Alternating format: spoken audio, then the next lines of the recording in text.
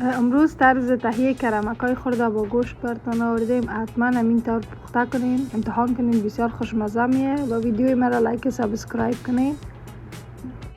نخست 3.5 پوند گوشت به استخوان همین قسم که میبینین کلان یا خرد فرق نمیکنه میده کنین، نمک بزنین و بانین که تمام خونش بره. در داخل یک دیگ بخار نیم پیاله روغن پرتین. من روغن کم اندازم، شما اگر زیادتر خواستین زیادتر پرتین. و بعد از او 2 دانه پیاز کلان خرد میده کنین، بالای اضافه کنین و برای 2-3 دقیقه بانین که هی رنگ خود تغییر بده یا مو گلابی شوه. بعد از اینکه پیازتان گلابی شد، زیاد نسوزانین، از حد زیاد، هم نوکاش که گلابی شد کفایت میکنه. گوشت بالای زی اضافه کنین و برای 2-3 دقیقه شور داده برین یا چرخ داده برین تا وقتی که رنگ گوشت خود تغییر بده. و بعدا برابر 1 قاشق نان زنجبیل و 3 دندان سیر میده کنین و هیره هم بالای گوشت اضافه میکنیم. میمانیم که با گوشت هم سرخ شوه. دوستا یادتان نره که حتما کامنت کنین، لایک کنین و فالو داشته باشین، به خاطر ویدیوهای بعدی بسیار مرا کمک میکنه.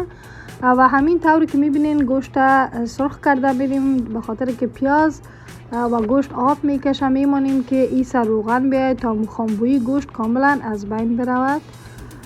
و تا که گوشت سرخ میشه 4 دانه بانجرمی کلان و 1 دانه مرچ یا 2 دانه اگر زیادتر میخواستین ایره هم میده میکنیم.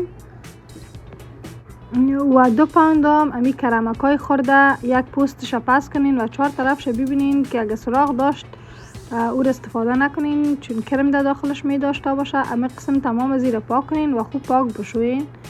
بعد از اینکه گوشت تان سرخ شد، بانجرمی را بالایش اضافه میکنیم و بانجرمی را هم 1-2-3 دقیقه شور داده میریم که بانجرمی خود نرم بسازه.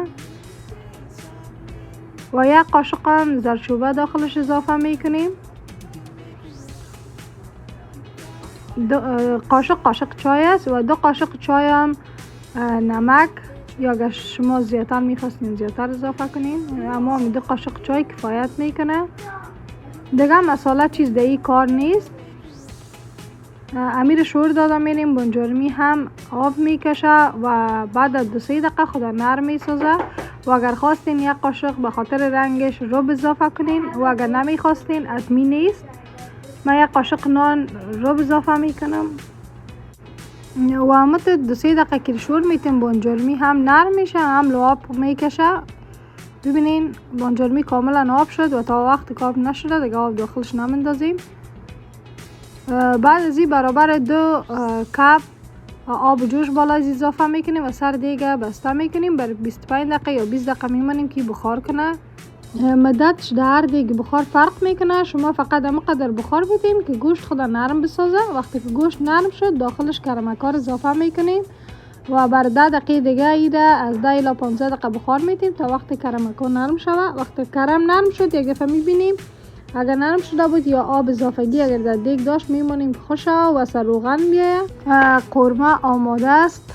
تشکر از اینکه ویدیو را تا این لحظه دیدین.